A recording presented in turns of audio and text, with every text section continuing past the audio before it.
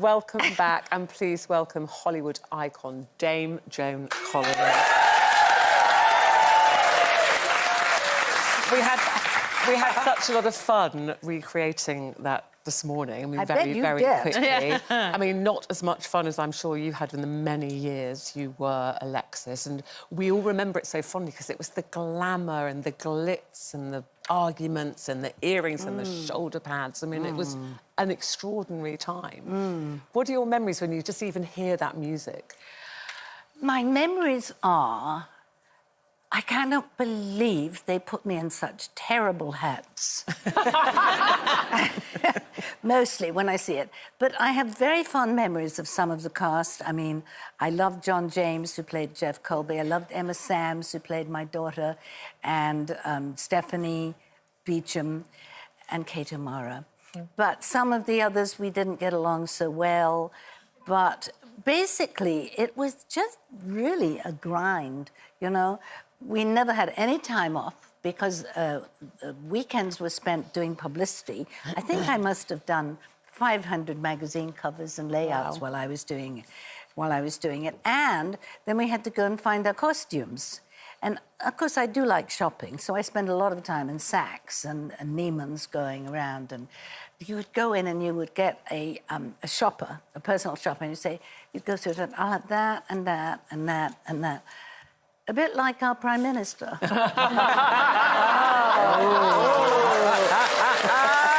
Joan, did you keep any of the clothes from when the series ended? Of course. Yes, I kept a lot of the costume jewellery. Yeah. Because I love costume jewellery, as you can tell. Not this wasn't on it. And I kept some, but there's no way I could keep it now. I wouldn't possibly fit into them. We weren't allowed to eat anything except for, in between, sort of celery sticks and carrots. And they had this fabulous craft service filled with buns and all kinds of goodies. And all of the crew put on 2 stone each season. But you had to Diane Carroll, who I love, of course, Diane Carroll. And Stephanie and Linda and I, they would say, no, no, no, no, carrot stick. Oh, no. Yeah, it was hard. And because if you look at it, I mean, we were all stick insects. Yeah, but all looked fabulous and we all just... Well, actually, this jacket is the one thing that I kept. Well, it's and I wanted to wear it, Gorgeous. because I think it's a sort of... like a classic Yves Saint Laurent jacket. I mean, I think bring the shoulder pads back, don't you, ladies? They've been back. Ruth, they've been back. Look what Brenda's got. I mean, these are shoulder pads. I don't even know how these are.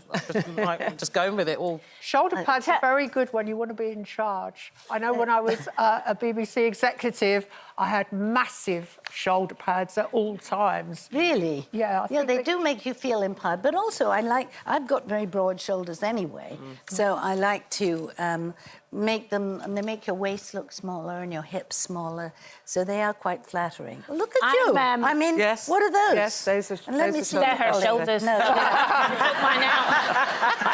shoulders. I have to ask you about your new show that you're here to do. One night only show, but behind the shoulder pad. Yes, well, I thought that was a rather camp. I love that title. Well, basically, it's one night. We're just doing it at the Adelphi on the 22nd.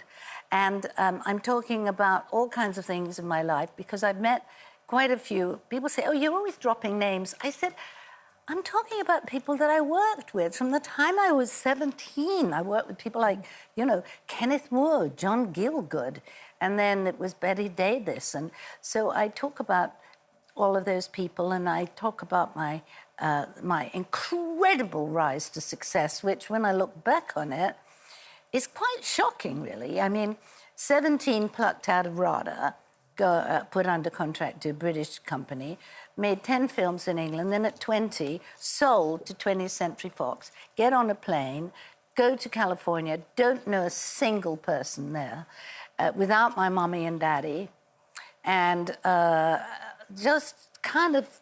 I just didn't worry about it. I didn't think, oh, I'm so scared. I just did it. And it was just like fairyland, really. I met all these amazing people. you know, Lana Turner, Frank Sinatra, all of these. And I was invited to all the parties. I mean, I'm not talking about work now. I'm talking about what happened on behind the scenes. Yeah, what about Warren Beatty? What about him? Yeah. So how long were you an item with Warren Beatty? Well, we were engaged. I had the ring. I think, but, you know, nobody knows who he is anymore, Janet. No. No. I think about a year and a half, yeah. He was, but he was, that was before he was famous. And he did that film Shampoo. Yes, that more or less was reflected his life. I think so. Yeah. But I had more interesting people than that. Did you keep the ring? I did. I kept it for a very long time, and then I sold it for charity, for my charity. My children's charity. You mentioned how young you were. I mean, you actually started when you were 6 or 7 and did theatre work and things. Yeah. We mentioned earlier the kind of casting couch era, and you, I believe, were a feminist probably before your time, because I was incredibly interested to read how you did not go down the road of the casting couch and actually lost work because of it, lost roles, really important roles. Absolutely, lots. Well, my father was an agent, and he warned me about... He didn't want me to be an actress. He really said it's a terribly, terribly dangerous profession, and by the time you're in your 25, you'll be, you know, finished, and you won't be able to get work, and the men are all predatory, and they'll all be after you because you're a pretty girl. And I said, well, how do I handle that, Daddy? He said, well, there are 2 ways. You can laugh at them in their face, and then look down at them and laugh at what they are trying to present. And... or you can kick them in that place, you know, with your knee. He said, but whatever it is, don't give in to it. I said, I can't. Anyway, I only liked handsome men. I've only been out... And actually, all my husbands have been handsome. And that might make me... and funny. Funny is very important. But you would have had to have had an incredibly strong character to do that, because you can, you know, when you hear other women talk about it, they felt very vulnerable. These men were hugely powerful. They could, like you said, you know, you'd be under contract. They just wouldn't give you a film for many years. So you must have had that spirit of character to do that, to stand up. I guess I did, Ruth. I think I am quite strong. I've never taken to drink and drugs and all of those other things. Well, drink, yes, now and again. But I just feel that I always felt that women were equal to men in every respect, except physically, because I really don't think that women have the bone structure and that men have. And I think that that has been proven. A lot of people are now going to disagree with me and give me hate mail. Please don't. When I first met you years and years ago, it was a new phase in your career because you starred in a film all about, you know, written around you, The Stud. Oh, yes. How long ago was that? That was 78. Yeah. And that my sister wrote that. She wrote the book. And then she very kindly, when I said, oh, I've had loads of periods when I've been out of work, like now. And she said, I'll write it for you and I'll write the script. Well, I had to schlep it around everywhere, America, to try and get it made. And it was only George Walker who, when I was sitting next to him, because I was pushing this dreadful film I did called Empire of the Ants. Did you ever have the No, I've never seen Empire of seeing Empire of the Ants? Well, all right, don't. Anyway, and he said, yeah, we'll make it. And here was the thing that was so amazing. I gave him the script in June, it was, and we were in production in October. That's Brilliant. Unheard of today. Unheard of. Today it takes forever. I have a script now that I want to do, and we've been working on it for 3 years, and hopefully we'll get it done at some point.